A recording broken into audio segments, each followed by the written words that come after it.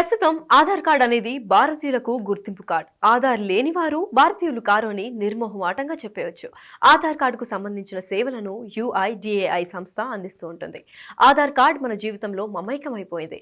ఇప్పటి వరకు ఆధార్ డాటాను గుర్తింపునకు ప్రభుత్వ రంగ సంస్థలు మాత్రమే ఉపయోగించుకునేవి. ఇక మీదట కొన్ని ప్రైవేట్ సంస్థలు కూడా ఈ అవకాశం పొందుతున్నాయి. ఆధార్ గుర్తింపును ఉపయోగించుకునేలాగా ప్రభుత్వం కూడా పర్మిషన్ ఇవ్వనుంది.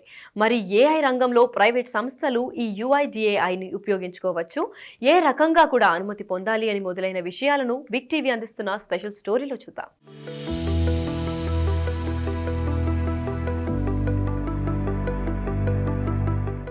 భారత్లో ఆధార్ నంబర్ భారతీయులకు ప్రత్యేక గుర్తింపు నంబర్. ఆధార్ నంబర్ను ప్రజల వేలిముద్రలు మరియు డెమోక్రాటిక్ డేటా ఆధారంగా నిర్ణయిస్తారు. భారతీయులను గుర్తించడానికి ఆధార్ను ఐడెంటిటీ కార్డుగా ఉపయోగిస్తున్నారు. ఇప్పటి వరకు ఆధార్ కార్డును బట్టి ఐడెంటిటీ నిర్ణయించే యాక్సెస్ ప్రభుత్వ సంస్థలకు మాత్రమే ఉండేది. కానీ ప్రస్తుతం కొన్ని ప్రైవేట్ సంస్థలకు కూడా యాక్సెస్ ఇవ్వాలని ప్రభుత్వం నిర్ణయించింది. ఈ విధమైన మార్పుకు అనుగుణంగా ఆధార్ నియమాల్లో మార్పులు చేర్పులు చేశారు. ప్రభుత్వం ప్రస్తుతం ఆధార్ చట్టంలో చేసిన మార్పుల వల్ల ప్రజలకు నిరంతరాయంగా ఆధార్ సేవలను వినియోగించుకునే వీలు కలుగుతుంది. E commerce, travel, tourism, hotel management మరియు ఆరోగ్య సేవల రంగంలో ప్రైవేట్ సంస్థలు ఆధార్ వెరిఫికేషన్ ఉపయోగించుకోవటానికి అనుమతించే అవకాశం ఉంది.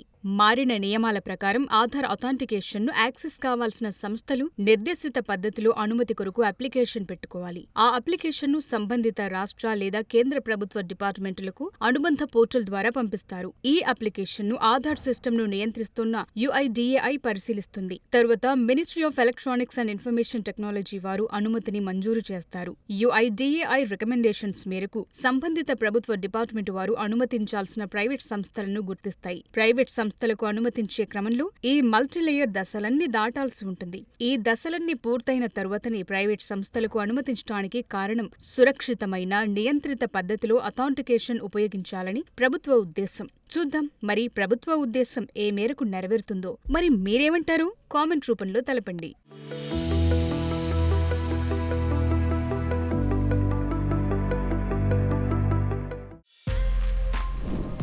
For more videos like this, subscribe Big TV channel.